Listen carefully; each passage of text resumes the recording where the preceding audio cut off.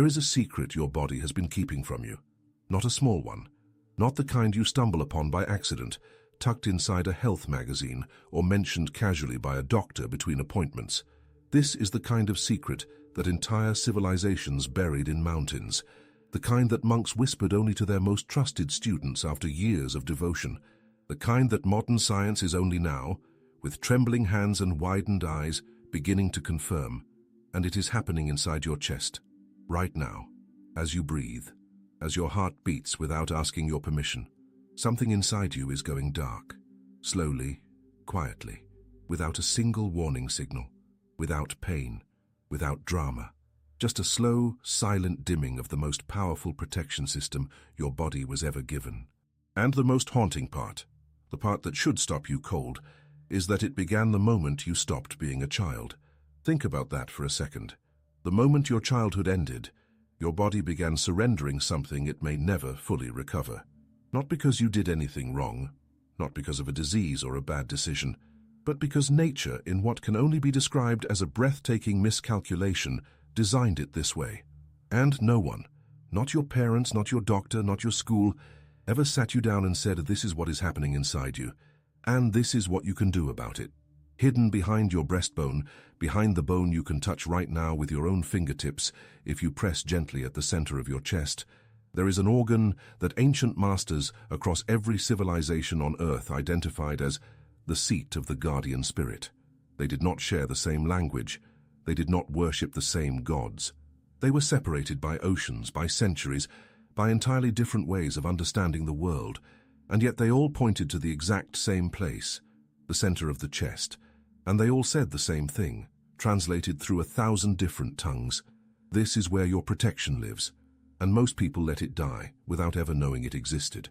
Modern science eventually gave it a name, a quiet, almost forgettable name for something profoundly extraordinary, the thymus gland.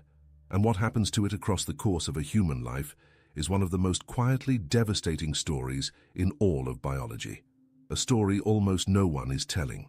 A story that affects every single person watching this, regardless of age, regardless of health, regardless of everything you thought you knew about your own body. But here is the part that changes everything. Here is what no textbook will tell you, what no pharmaceutical company will fund a study to prove, what the ancient masters already knew and practiced long before the first hospital was ever built. You have the power to wake it back up, with nothing but your hands, your breath, your intention. 3 minutes, every morning. That is what this is about. If something in these words is already resonating with you, if you feel something stir in your chest just from hearing this, I want to invite you to do something simple. Like this video, and drop a comment right now, telling me where in the world you are watching from and what time it is at this exact moment, because what is about to happen in the next few minutes is something I want you to experience fully from wherever you are on this earth. And please, stay until the end. What comes next is not information you will want to miss, because you cannot understand the miracle until you truly understand what is being lost. And that is exactly where we begin. Nobody warned you about the day your body started losing the war. Not your parents, not your doctor, not a single teacher in all the years you spent in school learning things you would mostly never use.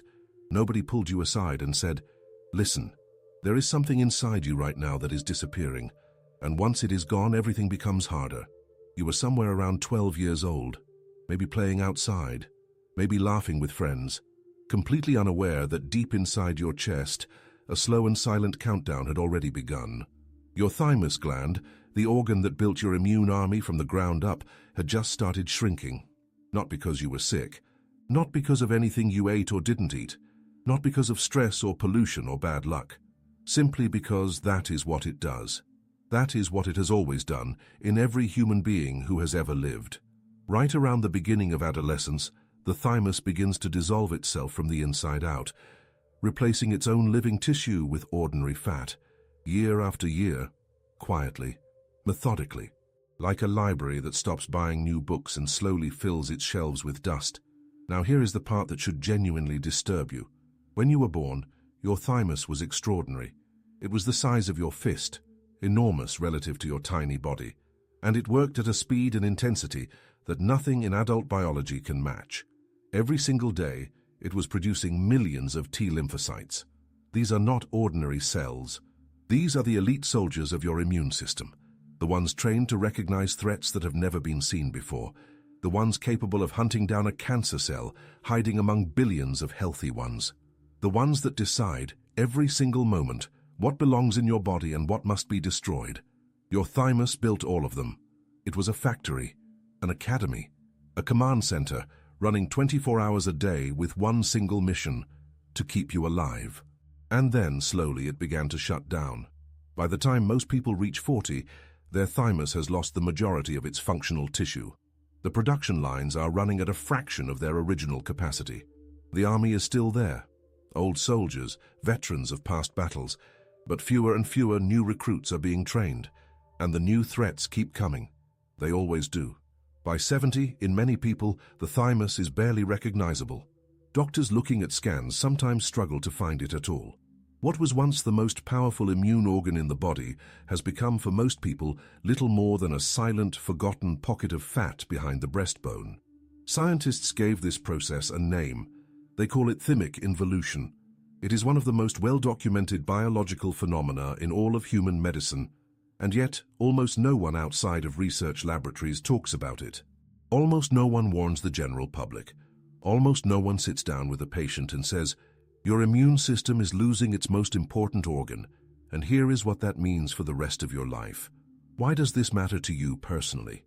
Because every time you get sick and wonder why recovery takes longer than it used to, this is part of the answer. Every time an older person you love catches a simple infection and ends up hospitalized, this is part of the reason. Every time someone says, "My immune system is just weak," without understanding why, they are describing the slow aftermath of a process that started in childhood and was never interrupted. The immune system without a functioning thymus is like an army that has lost its training academy. The soldiers that already exist remember what they learned. They can fight old enemies. But the new ones, the viruses that mutate, the cells that transform, the pathogens that have never been seen before, those require new soldiers. Soldiers that no one is training anymore. And this is where most people stop. They accept this as the cost of getting older. They shrug and say, "What can you do?" Time moves forward. The body declines. But there is a question that has been sitting in the back of scientific research for decades. A question that most mainstream medicine has not yet found the courage or the financial incentive to answer loudly and clearly. What if the thymus does not have to keep shrinking? What if the decline, rather than being inevitable, is at least partially a response to something? Something environmental, something behavioral, something we are, or are not, doing every single day. What if the organ is not dead? What if it is simply waiting? This question is not new.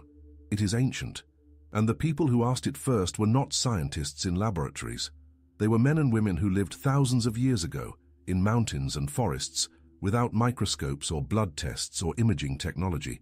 And yet somehow, through observation, through practice, through a kind of bodily intelligence that modern life has nearly erased, they arrived at an answer that involves no medication, no surgery, no expensive equipment, just the center of your chest, and the knowledge of how to speak to what lives there.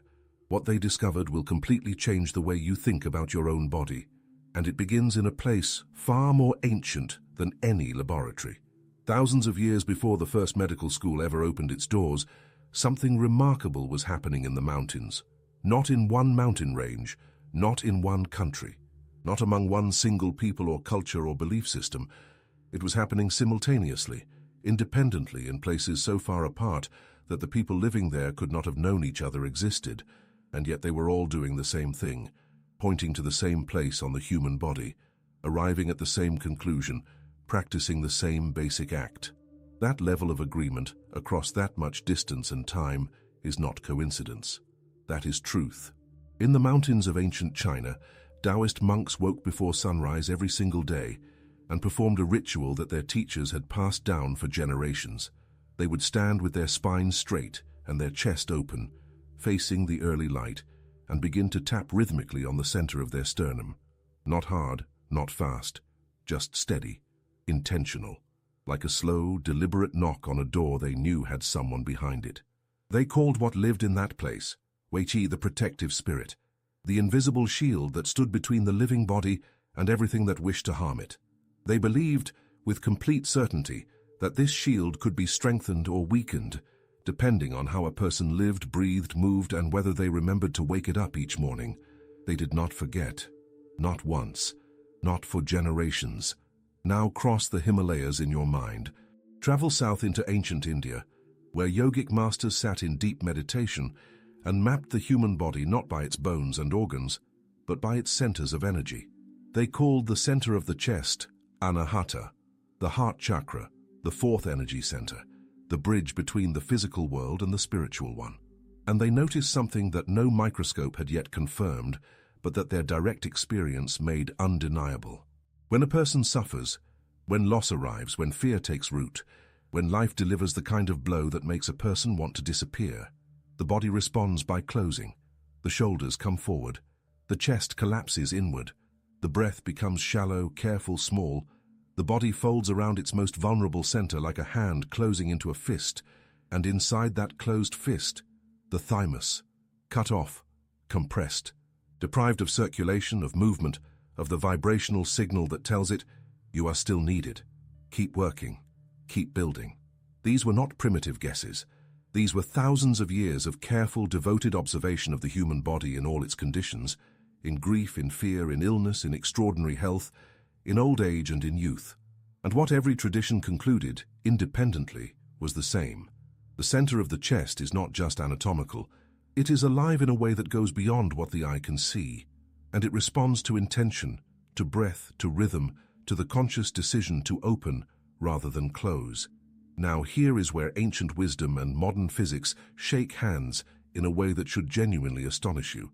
Your sternum, the flat bone running down the center of your chest, has a property that scientists call piezoelectricity. This means that when mechanical pressure is applied to it, it generates a small but real and measurable electrical charge. This is not a theory. It is not a metaphor. It is a documented physical phenomenon that occurs in bone tissue throughout the body, and the sternum is particularly responsive to it. When you tap your breastbone, you are not simply making a sound. You are generating an electrical signal that travels inward through the bone into the tissue directly behind it, into the space where the thymus lives. The monks were not performing a ritual. They were sending electricity to a sleeping organ. They just described it in the only language they had. Think about the people in your own life for a moment. Think about someone you know or have known who seemed to age before their time, who got sick often, who never fully recovered from one thing before the next arrived. And then think about someone on the other end of that spectrum, someone who seemed to carry vitality into old age, who moved through difficulty without being broken by it, who somehow stayed open and upright and alive in a way others did not. The difference between those two people is rarely just genetics. It is rarely just diet or exercise. There is something subtler, something in how they carried themselves, in how much of themselves they allowed to stay open to the world. The ancient traditions saw this clearly. Openness is not weakness. Openness is the condition required for healing. Before we go further, I want to pause here and ask you something. If this message is landing in your body, not just your mind, but somewhere deeper, I want you to write something in the comments right now. Write these words exactly. I awaken my inner shield and vital strength. Not because it is a slogan, but because the act of writing it, of claiming it, of declaring it, that is itself the beginning of the practice. That is the first tap on the door. And if you feel called to go deeper, if something in you recognizes what is being spoken here, then look for the button somewhere on this screen. Only the chosen ones will click it, subscribe to this channel, and invite this kind of knowledge into their lives. Only the chosen will be ready. And if someone you love needs to hear this, a parent, a friend, someone carrying too much and protecting themselves by closing, share this video with them today. You may be giving them something more valuable than you know. Because what comes next reveals the hidden enemy that is already inside you right now, working quietly against everything the ancient masters tried to protect. Your body is running a program right now that you never agreed to install. It runs in the background, invisible, consuming resources you cannot afford to lose. It does not ask permission. It does not announce itself. It simply runs day after day, slowly dismantling the very defenses we spent the last 2 parts talking about. And the name of this program is something you have heard 1,000 times in 1,000 different contexts, so many times that the word has lost its weight. Stress. But not stress the way most people think about it. Not the kind you feel before a job interview or an important conversation. What we are talking about is something far more insidious.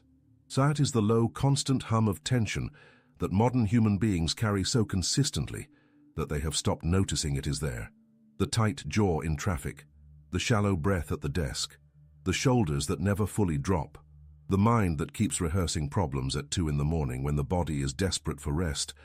That is the program, and it is killing your immune system in a way that is both measurable and profound. Here is the mechanism. When your brain perceives a threat, any threat, real or imagined, physical or emotional, present or merely anticipated, it triggers the release of a hormone called cortisol. In short bursts, cortisol is genuinely life-saving. It floods your muscles with energy, sharpens your senses, and prepares your entire system to respond to danger. It was designed for emergencies, for the moment of genuine crisis, for the kind of threat that lasts minutes, not months. But your brain, as sophisticated as it is, has one critical flaw. It cannot tell the difference between a predator and a problem. It responds to a difficult email with the same chemical cascade it would produce if you were standing face-to-face with something that wanted to kill you. It responds to financial worry, to relationship tension, to the relentless noise of the news, to the simple act of running late. All of it triggers cortisol. And because these things never fully stop, cortisol never fully stops either. Now ask yourself this. When was the last time you felt completely, genuinely, deeply safe? Not just physically safe, truly safe. The kind of safety where your shoulders could drop all the way down, where your breath could go all the way in, where your mind could be fully quiet without effort. For most people, that feeling is rare. For some, it is almost a memory. And while that feeling has been absent, cortisol has been present, constantly.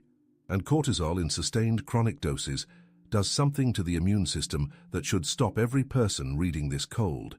It destroys T lymphocytes, the very cells your thymus worked so hard to produce, the elite soldiers we talked about in the beginning. Cortisol does not just slow their production. It actively triggers a process called apoptosis, programmed cell death, in T lymphocytes that are already mature and functioning. Your own stress hormone is ordering your immune cells to self-destruct. Let that sit for a moment. The very thing your body releases to protect you in a moment of danger is, over time, eliminating the army that protects you from everything else. It is one of the most tragic ironies in all of human biology. And it explains something that medicine has observed for decades, but rarely communicates clearly to patients. Chronically stressed people get sick more often, recover more slowly, and age faster at the cellular level. This is not a vague connection. It is a direct, documented biological chain of cause and effect. But here is where the story takes a turn that the ancient masters understood long before any laboratory confirmed it. They noticed something about the body under stress that went beyond chemistry. They noticed the shape of it. A person living in chronic fear does not just feel different. They look different. The body physically reorganizes itself around the experience of being threatened. The chest closes. The spine curves, the breath shortens, the entire front of the body, the soft, vulnerable front, becomes guarded, protected, pulled inward and away from the world. It is the posture of someone waiting to be hurt, and in the center of that guarded, contracted, defended space sits the thymus, starved of blood flow, isolated from movement, cut off from the mechanical stimulation that the ancient practices were specifically designed to deliver. Think about someone you know who has been through prolonged suffering. Not just a hard week or a difficult month, but years of accumulated pain, loss, or fear. Now think about how they carry themselves. The posture tells a story that words often cannot. The body keeps a record of everything that was never fully released, which brings us to perhaps the most important question of this entire conversation. If stress can compress and destroy, if chronic fear can physically seal off the one organ responsible for building your immune army, then what happens when you deliberately reverse that process? What happens when you consciously open what life has been forcing shut? What happens when you send a direct signal to the body, through vibration, through breath, through posture and intention, that says, the threat is over. It is safe to rebuild now. What happens is exactly what the ancient masters built their entire practice around, and it begins with one movement, one precise intentional act that most people will perform completely wrong the first time they try it. The difference between doing it wrong and doing it right is not complicated, but it changes everything. There is a moment in the life of every great practice where knowledge stops being something you understand and becomes something you do. This is that moment. But before your hands move anywhere near your chest, there is something you need to know. Something that separates the people who try this once and feel nothing from the people who try this once and feel everything shift. It is not about strength. It is not about discipline. It is not even about belief. It is about one single principle that the ancient masters placed above all others when teaching this practice to their students. You cannot reach what is locked behind a wall. In 2021, researchers studying postural habits across 12 countries found something that should surprise no one, and yet somehow still does. More than 70% of adults spend the majority of their waking hours in a position that compresses the front of the chest, shoulders forward, chin down, sternum tilted inward. The posture of someone looking at a screen, or carrying a weight, or protecting something soft and vital from a world that has proven it can hurt them. 70%. More than 2/3 of all the people walking this earth right now are physically sealing off the very area we have been talking about for this entire conversation. That is not a coincidence. That is a crisis wearing the disguise of a normal Tuesday. Think about what that means for the thymus, already shrinking with age, already under chemical assault from chronic cortisol, and now physically compressed by the accumulated posture of modern life. 3 forces, all pushing in the same direction. All working together, without coordination, without intention, to silence the one organ that was built to defend you. Now think about a study conducted at Harvard University, which found that simply changing body posture for 2 minutes, opening the chest, straightening the spine, expanding the physical space a person occupies, measurably altered hormone levels in the blood. Cortisol went down. Testosterone, a hormone associated with resilience and confidence, went up. 2 minutes. No medication, no equipment, just the deliberate decision to occupy the body differently. The body is listening to its own shape. This is what the ancient masters knew intuitively, and what modern science is only now catching up to confirm. The position of your spine is not just a physical fact. It is a message your nervous system reads and responds to every second of every day. Stand collapsed and the brain receives a signal: danger, scarcity, defend everything. Stand open and the signal changes entirely. Safety, capacity, rebuild. So the first step of this practice is not a tap. It is a declaration. Stand or sit with your spine fully lengthened. Not rigid, not military. Just tall, the way a tree grows. Not because it is trying, but because that is its nature. Let your shoulders travel back and downward, as though 2 gentle hands are guiding your shoulder blades toward each other, and then releasing them to rest. Feel your chest rise without effort. Feel the sternum lift slightly, creating space beneath it. Feel the center of your chest become, perhaps for the first time in a long time, genuinely accessible. The Taoist masters called this position the posture of the unguarded heart, and they considered it in itself an act of profound courage, because opening the chest, truly opening it, not as a performance but as a surrender of the armor, means accepting that you are safe enough to be seen. Safe enough to be soft. Safe enough to stop protecting and start receiving. Now find the location. Place your fingertips gently at the base of your throat, in the small hollow where the neck meets the top of the chest. From that point, move downward by approximately 2 finger widths. You are now over the upper portion of the sternum, the section anatomists call the manubrium. Directly behind this point, nestled in the soft tissue between the bone and the heart, is where the thymus rests. This is your destination. This is the address you have been looking for. Your hand now becomes an instrument, not a hammer, not a flat palm delivering a slap. Think instead of a musician. Specifically, think of a hand drummer who understands that the sound lives not in the strike itself, but in the moment the hand releases and allows the drum to vibrate freely. Use your fingertips gathered loosely together, or a soft fist with knuckles barely grazing the surface. The contact should be firm enough to create resonance, but relaxed enough to allow the vibration to travel inward rather than stopping at the skin. Here is the detail that most people miss entirely, and that changes everything. You are not creating noise for the room. You are creating vibration for the tissue beneath the bone. The resonance needs to travel inward, bloom behind the sternum, and reach the organ waiting on the other side. You will know when you have found the right pressure and angle because you will feel it differently. Not on the surface. Inside. A warmth.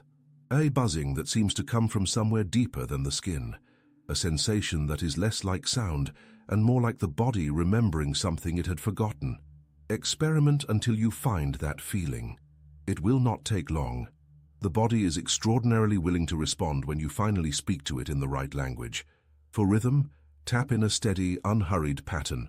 One beat, then another, then another. Consistent. Calm. Like a heartbeat that has found its peace. Maintain this for 1 to 3 minutes. This is not a test of endurance. It is a precise, intentional signal, a message sent inward. But the tapping alone, as powerful as it is, accounts for only 1/3 of what makes this practice work. The other 2/3 live somewhere most people never think to look, and without them, the door opens only halfway. Aristotle once wrote that the soul is the form of the body, not something separate from it, not something trapped inside it, but the very shape of it, the organizing principle that determines how it lives, how it moves, how it heals. He did not know about the thymus. He did not have a name for T lymphocytes or cortisol or psychoneuroimmunology, but he understood something that most modern people have forgotten entirely, that the inner life and the physical body are not two separate things having a conversation. They are one thing, expressing itself in two directions at once. This is what the final element of the practice is built upon. Breath, intention, silence, not as additions to the tapping, not as optional enhancements for people who enjoy that kind of thing, as the practice itself, as the difference between knocking on a door and actually walking through it.